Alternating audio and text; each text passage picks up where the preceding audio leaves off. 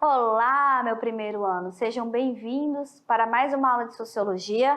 Hoje, iniciando aí a aula 3, né? Então, vamos ao quadro para a gente conhecer os conteúdos que serão trabalhados na aula 3, na aula de hoje. Então, vamos ao quadro? Muito bem.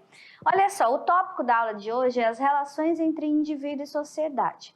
Para a contribuição dessa análise, dessa relação entre os indivíduos e sociedade, nós vamos, trazer aqui o Marx, porque cada estudioso, gente, ele tem uma visão aí sobre isso, sobre essa relação.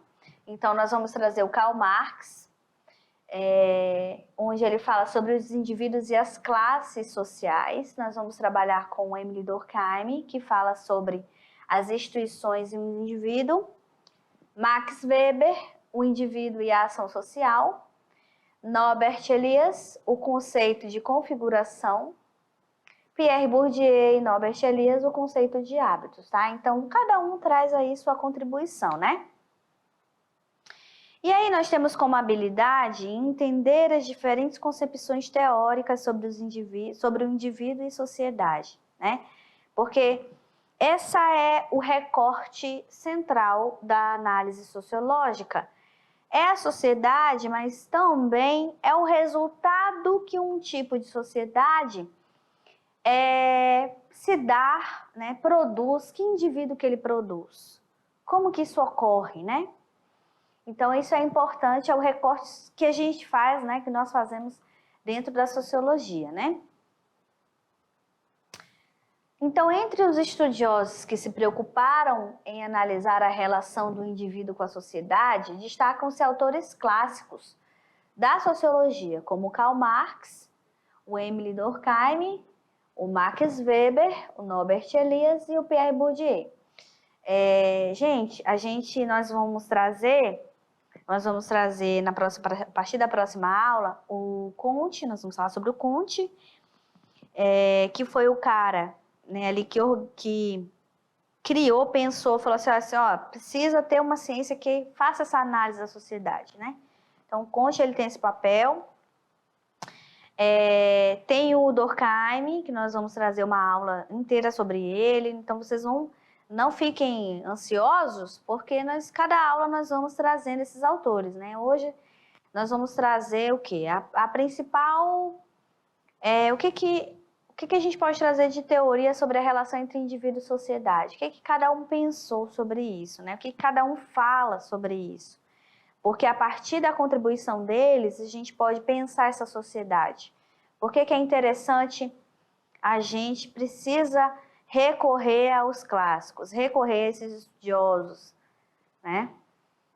Então, é interessante nós conhecermos o que cada um pensa sobre isso, né? E o primeiro que nós vamos trabalhar é o Karl Marx, né? O Karl Marx, ele fala aí, trabalhando, ele fala sobre os indivíduos e as classes sociais. Então, o Marx, ele traz esse recorte para nós porque ele se preocupa com as classes sociais, né? Então, ele, nos seus escritos, nos seus estudos, ele fala de duas classes sociais que surgem aí, que é a burguesia e o proletariado, né? A burguesia, para ele, são as pessoas que detêm os meios de produção, e o proletariado são quem vende a sua força de trabalho para essas pessoas, para os burgueses. E o Marx fala para nós que essa classe social, que essas duas classes sociais, são as únicas que não se juntam. São as únicas que são polarizadas, ou seja, não conseguem se juntar para nada, gente, para nada. Então, ele faz essa análise, né? Ele percebe que os interesses são opostos, são extremamente opostos, né? Não sei se é redundante falar isso, mas é para vocês entenderem como que ele analisou, né? Então, a sua centralidade do seu estudo é falar sobre os indivíduos e as classes sociais, né? E aí, como é que o Marx pensava os indivíduos e as classes sociais, né? Gente, tudo, e eu vou falar isso, a gente está preparando umas eletivas para vocês, né? Para colaborar aí com vocês. Tudo que vocês veem ao redor de vocês, desde uma obra de arte, uma fotografia, uma música, tudo é fruto de um pensamento de alguém. Então, Karl Marx, nós vamos falar mais detalhadamente dele, mas eu só queria fazer esse parênteses, né, para vocês. O Marx, ele é fruto, o que ele escreveu é fruto do que ele viveu. Nós somos fruto da sociedade da qual a gente faz parte. Então, o Marx, ele tem essa visão mais revolucionária, de todos os autores ele é o mais revolucionário, ele só acredita na mudança a partir da revolução. Ele é assim porque ele viu muita coisa, muita desigualdade ocorrer, né? Ele é ali daquele boom da Inglaterra, do boom da Revolução Industrial, ele estava ali, ele viu tudo isso. Então, é preciso, para entender os escritos dos estudiosos, é preciso entender em qual contexto social ele está inserido. Isso é importante. Para a gente entender por que ele pensou aquilo daquele jeito. Por que ele disse que burguesia e proletariado não se juntam para nada. É como se fosse água e óleo, né? Não se junta não, fica ali, ó, as pecinhas do óleo, mas não junta, né? Então, elas são antagônicas, são classes sociais antagônicas, porque um é dono dos meios de produção e o outro é quem vende a sua força de trabalho por um salário. Então, o Marx, ele viu todas aquelas situações que ocorreram ali nas revoluções, né, na Revolução, naquele boom, as desigualdades da cidade. Ele viu o alcoolismo, ele viu a fome, ele viu criança morrendo nas fábricas, ele viu as fábricas em condições insalubres, ele viu as revoluções que ocorreram ali. A gente não falou na primeira aula, mas eu vou falar para vocês agora o ludismo, o cartismo, né? O ludismo é onde eles queriam, né, achavam que as máquinas eram culpadas por toda aquela desigualdade, eles queriam quebrar as máquinas, lembram desse movimento? O cartismo já queria a mudança através da política, onde os operários tentavam a mudança pela política. Então, olha só a revolução que houve por conta do surgimento das sociedades industriais, dessa industrialização que houve toda, ali começou na Inglaterra e foi pela Europa. Então, entendam que o indivíduo, né, o estudioso que analisa a sociedade, ele é fruto da sociedade da qual ele viu, ele está simplesmente dizendo o que ele viu e o que ele pensa sobre aquilo, que tipo de sociedade que ele pensa, né? Então, Marx, ele tem esse ar de revolução, tem esse ar não, né, gente? Ele é revolucionário porque ele não via outra solução para a humanidade. Sem ser naquele tipo de sociedade, ele não acreditava naquele tipo de sociedade, não.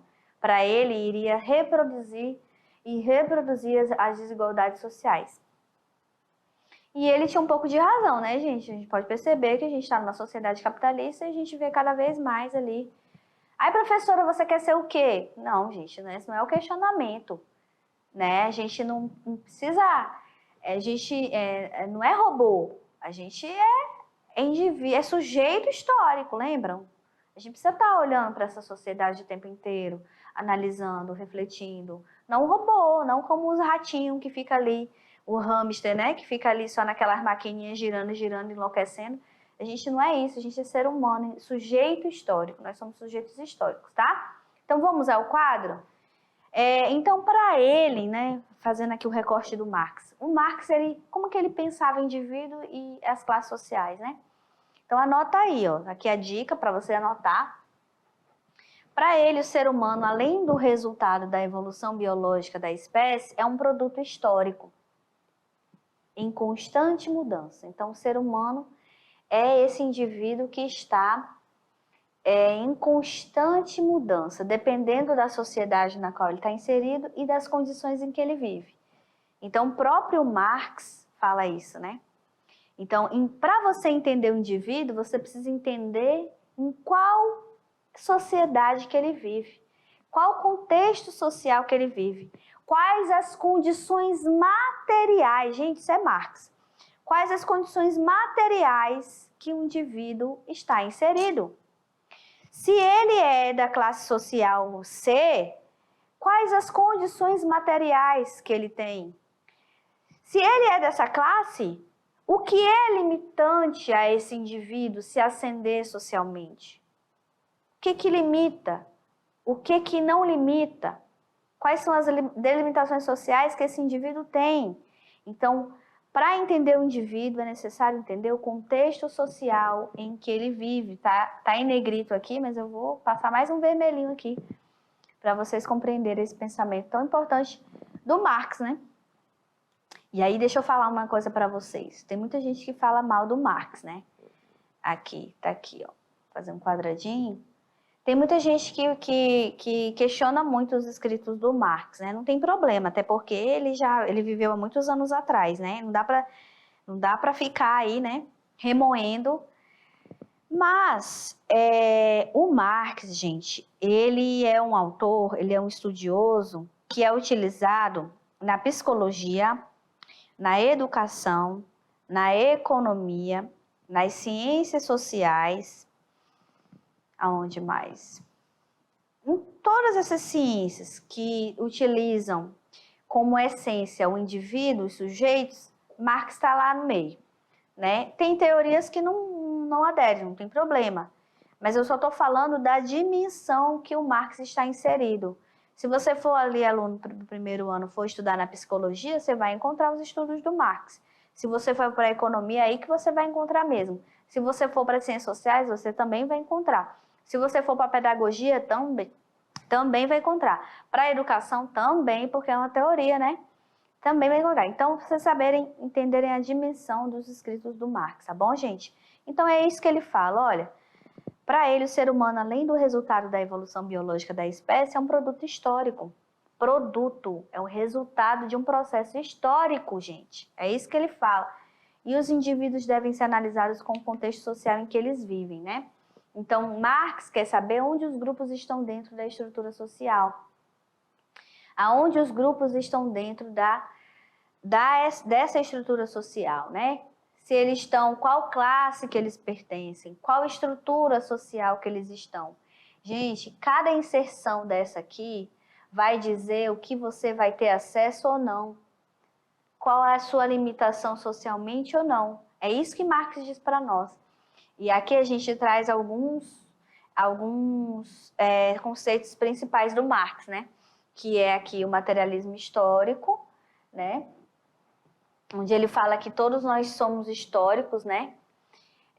As relações econômicas, as classes sociais, ele fala sobre alienação, sobre a mais-valia, sobre o fetiche da mercadoria, sobre o capitalismo, sobre a luta de classe, sobre o socialismo, sobre o comunismo, né? E Marx, ele tem esses principais conceitos que vocês estão vendo aqui no quadro, foram criados por ele, tá, gente?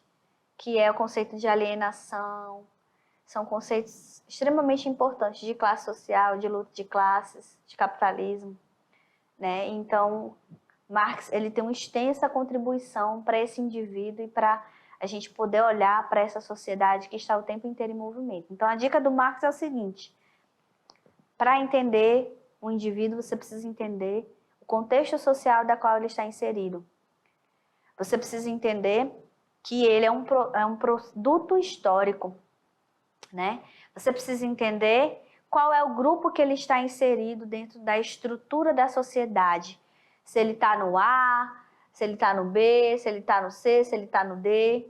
Porque isso explica tudo. As condições materiais do indivíduo vai me explicar muito, vai falar muito sobre esse indivíduo, tá certo? Então essa é a contribuição do Marx para essa relação entre indivíduo e sociedade.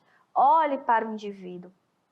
Na verdade, olhe para o contexto social da qual esse indivíduo está inserido. Lembre-se que ele é um processo histórico, ele é produto histórico, né? Então, Marx, ele traz para nós essa reflexão tão importante. Então, você não pode olhar aí para o seu coleguinha e achar que porque hoje ele acordou meio estressado, isso é porque ele é chato mesmo, né? Isso aí trazendo para um exemplo esdrúxulo, mas é um exemplo que pode nos ajudar a pensar nisso, né? Então, o coleguinha chegou ali meio estressado, aí você pensa assim, nossa, como ele é mal educado, como ele é isso, como ele é aquilo. Às vezes, a gente não sabe o que o coleguinha está passando em casa, o que ele viu, qual a situação que a família está vivendo, um problema de saúde. E eu posso ser bem sincera com vocês, do fundo do meu coração, nem todo mundo fala o que sente. Nem todo mundo fala o que está passando, né? Eu, por exemplo, já passei por extensos problemas e nunca abri a boca, gente. A gente às vezes não tem coragem. Então é preciso compreender esse indivíduo dentro do seu contexto social, não as suas ações isoladas, né? É importante compreender o indivíduo, é importante compreender as pessoas dentro do contexto, porque as pessoas são fruto desses processos, da sua história, do seu contexto social, das condições materiais das quais elas vivem, né? Quer um exemplo? Quer um outro exemplo? As crianças que estão aí no computador, no tablet, na internet o tempo inteiro, jogando. Vocês também, eu sei que vocês jogam, né? Aquele joguinho dos tiros. Então, tudo isso molda o indivíduo. Tudo isso colabora para o indivíduo ser quem ele é. A gente vive numa sociedade extremamente ansiosa, depressiva, que usa medicamentos. A gente não pode ignorar isso. Qual o contexto dessa sociedade? Por que o indivíduo chegou a esse ponto? Entenda o contexto social, as condições materiais desse indivíduo para você entender esse indivíduo. Não dá para olhar só para o indivíduo isolado. Não existe indivíduo sem sociedade. Não existe indivíduo sozinho que cria tudo do nada. Não existe, gente. Então, o indivíduo é fruto de um processo histórico. É produto de um processo histórico. É fruto das suas condições, do seu contexto social e das condições materiais em que ele vive. Agora, vamos para o Émile Durkheim, que também traz a sua contribuição. Professora, qual é o seu preferido? Gente, cada um traz a sua contribuição. Cada um traz a sua contribuição para a sociologia, né? Não existe preferência, cada um estudou, fez um recorte de estudo diferente, né? Então, o Émile Durkheim, ele já analisa uma coisa que o Marx não olha tão diretamente, que é as instituições sociais e os indivíduos. Professor, o que é instituição social? A família é uma instituição social, gente, por exemplo. Quem mais é instituição social? A religião é uma instituição social. O Estado é uma instituição social. Não estou falando do Estado de Rondônia, estou falando do Estado brasileiro. O Estado, né? Quem mais? Enfim, nós somos permeados por instituições sociais. E o Durkheim, o Émile Durkheim, é um francês, né, vamos falar sobre ele. Ele tece os seus estudos, né, sobre as instituições sociais e o indivíduo. Então, aqui, ó, Émile Durkheim, as instituições e o indivíduo, né? Então, é importante vocês perceberem aí qual é o seu recorte de estudo. Ele analisa isso, né, gente? Aqui é uma chargezinha do Durkheim, né? Uma caricatura que diz que a força exterior esteja com você. Estar sociologia. Porque ele fala sobre isso, né? Ele fala sobre os fatos sociais, né? Que é essa força que tem existe uma força externa que faz com que a gente haja de acordo com isso. Haja de acordo com essa força que nos impõe, que se impõe a nós o tempo inteiro, que faz com que os grupos ajam dessa forma, sintam dessa forma. Vou explicar melhor, né? Então, olha só, para o fundador da Escola Francesa de Sociologia, Émile Durkheim, a sociedade sempre está acima dos indivíduos. Isso é interessante, tá, gente? A sociedade está aqui. Vamos supor que aqui é um globo, tá? E aqui, é para vocês não esquecerem disso, que isso é importante. Aqui está o indivíduo feliz, né? Muito bem, vou fazer meus cachinhos aqui. Então, aqui está a sociedade. Aqui está a sociedade. Por Durkheim, gente, a sociedade, não deu aqui, né? A sociedade, ela está acima dos indivíduos. O que isso quer dizer, professora Dani? Que a sociedade está acima dos indivíduos. É porque essa sociedade, ela se dispõe de certas regras, normas e costumes e leis que asseguram a sua continuidade. Então, é ela que vai moldando os indivíduos de acordo com como ela deseja, como ela pretende que os indivíduos sejam. E os indivíduos vão aí tendo que seguir essas regras, essas normas, esses costumes, essas leis. Então, lembre-se que para o Durkheim existem as instituições sociais, que é a família, a religião, o Estado, quem mais? A escola, eu estava tentando lembrar da escola, eu tinha esquecido. Então, a escola é uma instituição social que vai moldando o indivíduo. Ou vocês acham aí que essa maneira como vocês estão sentadinhos aí, alguém não pensou nisso? Né? Como é a organização? Isso tudo é feito para, né, existir uma organização pretensa dentro do ambiente escolar, né? Então, o Émile Durkheim analisa tudo isso. Então, essas regras e leis independem do indivíduo e pairam sobre todos.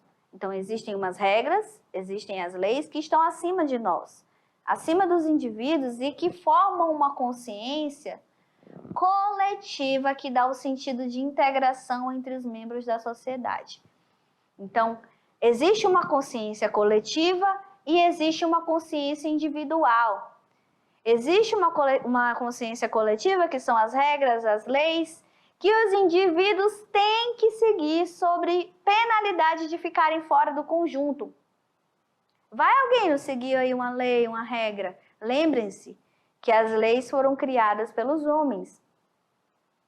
A cultura foi criada pelo homem. Tudo que existe na sociedade foi criada pelo homem. Eu não estou dizendo homem em gênero não, tá? Estou falando homem da espécie Homo sapiens, tá? Então, o que acontece? O indivíduo, para ele sentir acolhido dentro da sociedade, ele precisa seguir essas regras, essas normas, essas leis. Senão ele vai ter uma punição, né? E aqui tá essa chargezinha, né? Mãe, quero fazer uma mecha verde no cabelo. Aí a mãe pergunta, pra quê? É para expressar a minha individualidade. E tá todo mundo fazendo. Então ela acha, na consciência dela individual, que ela tá sendo a popstar aqui, né? Que ela quer fazer uma mancha verde porque ela quer demonstrar a individualidade dela. Mas, na verdade, olha só, tá todo mundo fazendo. Essa é a consciência coletiva, tá todo mundo fazendo. Isso é uma mecha de cabelo, mas e as ações dos indivíduos, e a ética, e a forma de sentir, de pensar, de agir? Vocês não acham que é imposta pela sociedade da onde a gente faz parte? Não é? Então, ela tá achando que ela tá sendo a popstar, que é a diferentona, mas na verdade ela tá fazendo só o que todo mundo tá fazendo. Para vocês entenderem como existe uma consciência coletiva que paira sobre os indivíduos. E que isso vai dando sentido, vai fazendo com que os indivíduos se integrem socialmente. E quem não fizer isso está fora do conjunto da sociedade. É punido de alguma forma, né? E aí o Durkheim, ele traz a contribuição para nós dos fatos sociais, né? O que é um fato social? Então, olha só. A família, a escola, o sistema judiciário e o Estado são exemplos de instituições que congregam os elementos essenciais da sociedade, dando-lhe sustentação e garantindo-lhe a permanência. Então, Durkheim dava muita importância às instituições que definiam a sociologia como a ciência da gênese, né, do início e do funcionamento das instituições sociais. Então, para o Durkheim, o que era importante dentro da sociologia? A sociologia era essa ciência que diz para nós sobre o funcionamento das instituições. Como que a família se comporta, quais são as mudanças que a família está se redesenhando, a escola, como que ela funciona, como que é essa instituição, qual é a importância dela na sociedade, como que ela muda, como que ela está mudando ao longo do tempo. A justiça, o Estado, a religião. Então, tudo isso, o Durkheim, ele se utilizou para explicar, né, para ele, isso era importante, para explicar esse funcionamento, explicar o funcionamento das instituições sociais, das quais estão ao nosso redor o tempo inteiro, né, gente? Então, para o Durkheim, o estudo dessas instituições sociais era muito importante. É essencial o estudo. Sabe por quê? Porque elas estão acima dos indivíduos. Falar sobre as instituições, família, escola, justiça, Estado, religião, é falar sobre o indivíduo, porque ele é produto disso. Falar sobre tudo isso é falar sobre o indivíduo, é dizer como é que o indivíduo é, né? Então, o Durkheim, ele traz essa colaboração para a gente. Tem uma outra coisa também que o Durkheim fala, que é muito importante, né? Ele enfatiza a necessidade da coesão e da integração. Então, o Durkheim, gente, ele já tem essa crítica que é levada para ele. Por quê? Porque o Durkheim, ele fala o seguinte, ele fala, olha, ele não é revolucionário que nem o Marx. O Marx, ele já enxerga a desigualdade social e diz o seguinte, olha, para mudar esse tipo de sociedade aí desigual, precisamos ter uma revolução. O Durkheim não. Ele já acha o seguinte, que é preciso ter uma coesão, todo mundo ser coeso dentro da sociedade e ter aí esse esforço para a integração da sociedade, para ela se manter. Ou seja, cada um fazer a sua parte. Não importa a sua classe social, até porque ele não discutia isso, faça a sua parte. Independente de classe social que você está ou não, faça a sua parte. Para ele, o mais importante para essa sociedade funcionar era a coesão e a integração dessa sociedade. Então, na vida diária, os indivíduos acabam por vestirem máscaras sociais, vestem personagens de acordo com as exigências e contextos a que estão submetidos.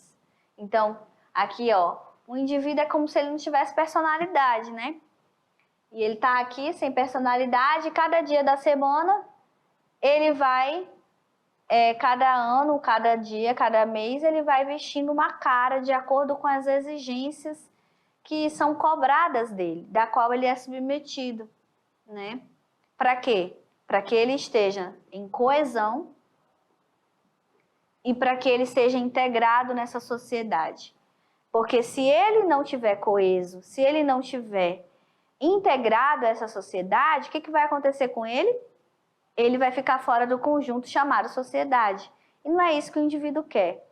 O indivíduo, ele precisa, segundo o Durkheim ali, é como se fosse as asas, né? A sociedade é uma asa que ele precisa ficar debaixo para ele se sentir confortável e seguro.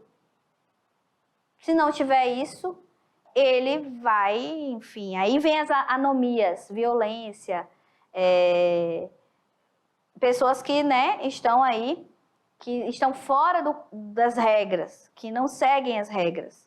Então, o Durkheim, ele fala isso para nós, né? Ele enfatiza a necessidade da coesão e da integração para que a sociedade possa se manter. E os indivíduos vão vestindo essas máscaras, vão colocando essas máscaras sociais de acordo com o que a sociedade vai ditando para ele. Lembram que para o Durkheim a sociedade está acima dos indivíduos? É ela que dita as regras? E isso para ele é necessário, né? Agora a gente vai falar sobre o Weber. Então vocês estão percebendo aí que cada estudioso, né, eles têm uma contribuição, né? Eles têm um olhar diferente sobre essa relação indivíduo e sociedade. É muito interessante a gente conhecer isso, gente. Ter esse olhar crítico sobre tudo que permeia o social, né? Tudo que a gente acha que é natural, não é natural. A gente precisa desnaturalizar todas as relações sociais, tudo que foi construído pelos homens, né? Pela espécie Homo sapiens. Então, a gente precisa desconstruir isso, a gente precisa entender isso, esse funcionamento da sociedade, né? Então, o Weber ele já tem um recorte diferente do Karl Marx e do Durkheim. O Max Weber, o recorte dele é o indivíduo e a ação social.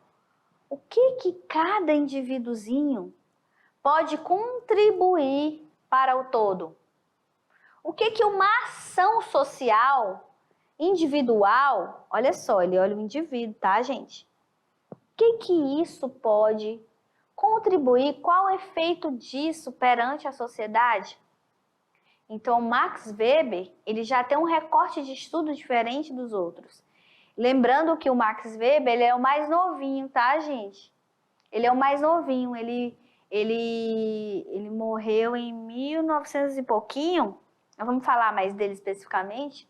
Então, ele é o mais jovem, ele viu aí muita coisa recente. Os estudos dele é utilizado muito na administração, porque ele fala sobre o processo de racionalização e das burocracias. Então, o Weber, ele escreve sobre as burocracias. O que existe na administração de teoria ali, tem muito de Weber, né? Então, ele fala, alguns conceitos estão aqui no quadro para vocês, ele foca no indivíduo, na ação social, na política, no Estado, no governo, no poder. Max Weber tem estudos importantíssimos sobre forma de poder. Nós vamos falar sobre ele com mais detalhe. Então, esses são alguns conceitos principais do Max Weber, tá, gente? Muito bem. Então, olha só. Diferentemente de Durkheim, que tem como principal, ele tem como principal preocupação central, né? Preocupação central em compreender o indivíduo e suas ações. Então, o Max Weber ele faz o seguinte: o que uma ação do indivíduo, quais são os efeitos? O que leva um indivíduo a ter uma ação? Ter aquele tipo de ação, né? Aqui, ó, a pergunta que pode nos ajudar. Por que as pessoas tomam determinadas decisões? O que colabora para elas tomar determinadas decisões? Quais são as motivações para os seus atos? Então, o Weber, a preocupação dele é entender o que motiva o indivíduo a tomar certa decisão, quais são as motivações ali para os seus atos. Então, a ação do indivíduo, para ele isso é importante. Esse é o recorte dele. E o que essa ação individual tem efeito dentro da sociedade? Quais são os efeitos que uma ação individual possa ter perante ao coletivo, né? Então, esse é o estudo dele. Então, segundo Weber, a sociedade existe concretamente, mas não é algo externo e acima das pessoas. E sim um conjunto das ações dos indivíduos relacionando-se reciprocamente. Reciprocamente, está escrito isso aqui, tá, gente? Então, é o seguinte, deixa eu falar um negócio para vocês. O que Weber fala para nós? O que está escrito aqui que eu possa dizer para vocês? Ele tá falando aqui, vocês estão entendendo que ele está fazendo uma crítica no Durkheim? Para ele, não existe sociedade acima das pessoas. Existem as ações individuais se relacionando, ou seja, se trocando, fazendo troca, realizando trocas. Essas ações individuais vai tecendo relações. Vocês estão enxergando essa imagem aqui? Essas ações de cada indivíduo vão fazendo o todo, que é a sociedade, o todo chamado sociedade. Então, para o Max Weber, um indivíduo tem uma força muito grande, as suas ações têm um impacto, porque eles vão realizando trocas no interior da sociedade e vão formando o todo, né? Então, o conceito básico para Weber é o de ação social, entendida como ato de se comunicar, de se relacionar, orientado pelas ações dos outros. Olha só que interessante. Então, a ação social para o Weber, ela é entendida como ato de se comunicar, de se relacionar, orientado pelas ações dos outros. Olha só como a minha ação individual tem um impacto na sociedade, tem um impacto na ação do meu colega. É isso que ele está falando. Então, a palavra outros pode significar tanto um indivíduo apenas como vários, indeterminados e até desconhecidos, né? Então, para ele, o indivíduo escolhe condutas e comportamentos, dependendo da cultura e da sociedade em que vive. Então, para ele, são as escolhas individuais, né? Tem esses efeitos. Então,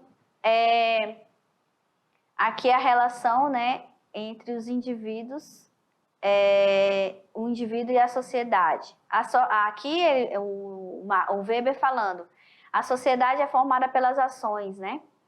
Aí o Durkheim já está brigando com ele. Não, são as instituições que formam o indivíduo. Aí o Karl Marx, é você que acha que forma as instituições, né? Que forma as instituições, né? São o capitalismo, que está meio ruim aqui para entender, né? Ó, é quem você acha que forma as instituições sociais? O capitalismo, é claro. Quem você acha? Está perguntando, né? Quem você acha que forma as instituições sociais? É o capitalismo. Então, cada um tem a sua visão, né? Eles estão aí brincando no parquinho.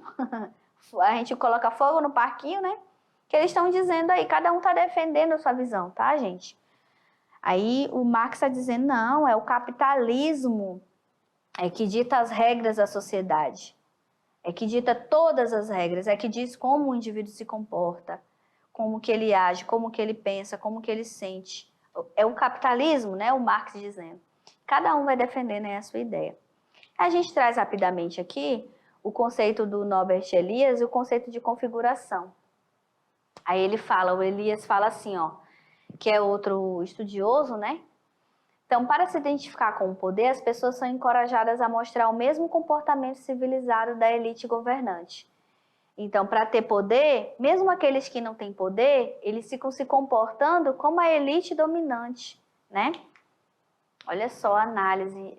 É forte, né, gente, isso, assim?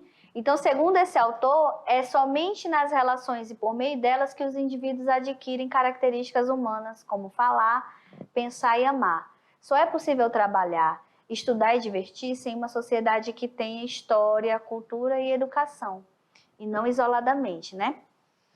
Então, a configuração, o que é uma configuração para ele? É uma teia, gente, de relações de indivíduos interdependentes que estão ligados de diversas maneiras e em vários níveis, né? Pelos quais perpassam aí todas as relações de poder. Então, no grupo social é assim, não há separação entre indivíduo e sociedade. Tudo deve ser entendido de acordo com o contexto, né? E aí, a gente traz o conceito rapidamente de hábitos, que esse conceito ele estabelece uma ligação entre o pensamento de Elias e do Bourdieu, né? Tem uma relação aí.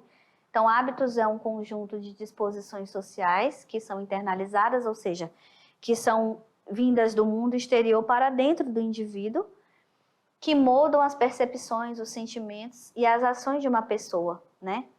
Olha o efeito da sociedade para conosco, né? Então, ele é criado a partir da interação do eu individual, da cultura do grupo e das instituições sociais. Então, olha, a análise dele já vai entrando a cultura, o grupo da qual a pessoa faz parte e as instituições sociais, né? Então, o Bourdieu se preocupa com o seguinte, né? Ao retomar o conceito de hábito, era a mesma de Elias, ligar teoricamente indivíduo e sociedade. Ele tinha essa pretensão. Então, para o Bourdieu, o hábito se apresenta como social e individual ao mesmo tempo. É uma relação, gente. E refere-se tanto a um grupo quanto a uma classe e também ao próprio indivíduo, né? E aqui a gente traz um esqueminha mostrando para vocês o que é o hábito primário, o que é o hábito secundário. O primário são os agentes primários de socialização, que é a escola, a família, né? E isso também constrói o indivíduo, hábitos do indivíduo, aquilo que está dentro do indivíduo, que é como ele age, como ele pensa, como ele sente. E tem o hábito secundário, que são os agentes secundários de socialização. Quem é os agentes secundários? A religião, o Estado, a sociedade da qual você faz parte, o sistema sociojurídico, enfim, né? Isso tudo, gente, constrói o hábitos individual. O que é o hábitos individual? Sou eu. É a minha personalidade enquanto Daniela, enquanto professora, enquanto indivíduo, enquanto sujeito histórico de uma sociedade brasileira que tem as suas características e que todas essas características, elas passam para mim, né, como indivíduo social, né? Então, existe o hábitos primário e o secundário que constrói o hábitos individual, né, o hábitos do indivíduo. Essas são as nossas referências bibliográficas. Percebam aí, gente, que cada estudioso ele tem essa visão, né?